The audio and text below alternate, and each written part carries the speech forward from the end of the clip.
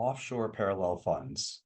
When you're talking about an investment fund, whether it's a crypto fund, hedge fund, sometimes private equity fund, you may have certain offshore money or offshore investors coming in, and they may structure it to use an offshore parallel fund. So what does that mean? So let me share my screen and I'll explain a little bit about what exactly that is and how you would use it.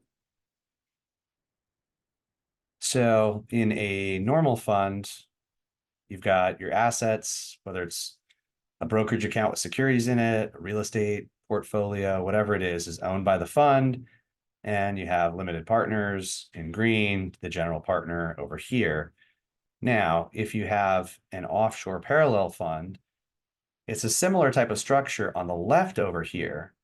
You've got whatever you're investing in, the investment assets that are owned up here. And then down here, you have the same US-based fund, like a Delaware limited partnership or whatever it is. US investors investing here in green, the same general partner entity in a normal fund. So everything on the left, excuse me, is set up almost exactly like any other fund.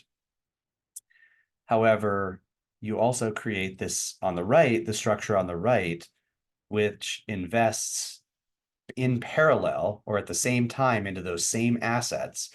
So depending on the amount of capital going in, maybe the offshore fund is providing 10% of the capital, the onshore fund is providing 90%.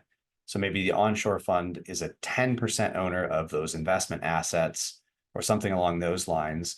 But basically, the US fund on the left and the offshore fund on the right both invest into those assets and they take an ownership percentage, usually based on the amount of capital put in. So they're running in parallel or next to each other, going up into that actual asset. That's where the investment is going.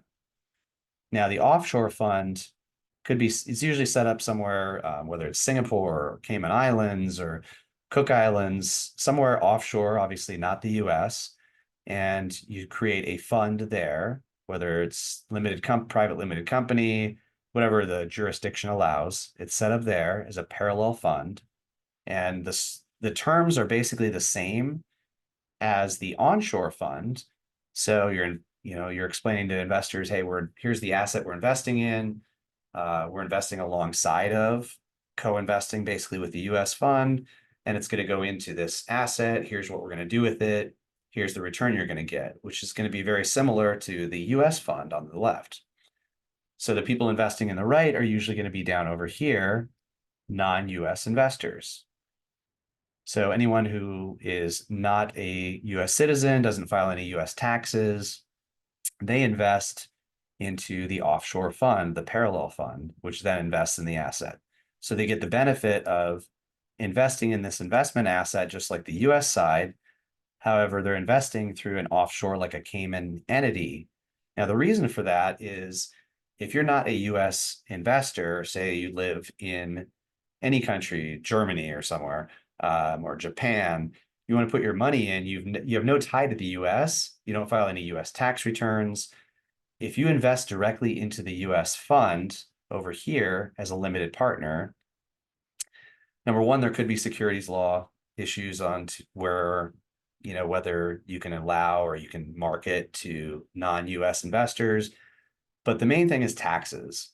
So if you bring in a non-US investor over on the left side, the onshore side, if they're not tied, if they don't have any tie to the US, they don't file any tax returns, the US may make them file a tax return in the US and be subject to US taxation. And the fund itself may have to do what's called backup withholding.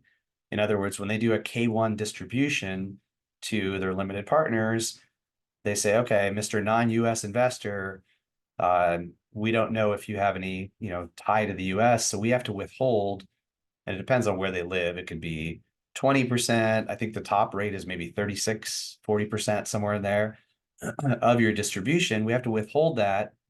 And until you can show us, either we have to pay it to the IRS or somehow you have to prove that we can actually pay it out to you, that maybe you file a tax return in the US showing that you don't owe any taxes.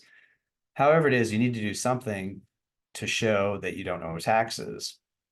In order to avoid that, both the backup withholding, potential obligation to pay the US, even as a foreign citizen, potential taxes that you earn in the US, you invest into an offshore fund. The offshore fund basically then worries about any kind of tax issues, obligations that there might be. Usually they're very limited at investing into a US asset. So the non-US investor no longer has to worry about things like backup withholding, filing in the US, any kind of tax returns, tax obligations in the US.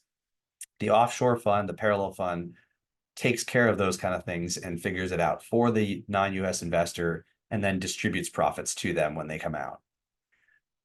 So for the non-US investor, it's kind of an easier way to invest into a US asset instead of directly investing in the US fund, which causes potential tax issues and reporting obligations. So that's the main reason for an offshore parallel fund or the use of it in this type of scenario.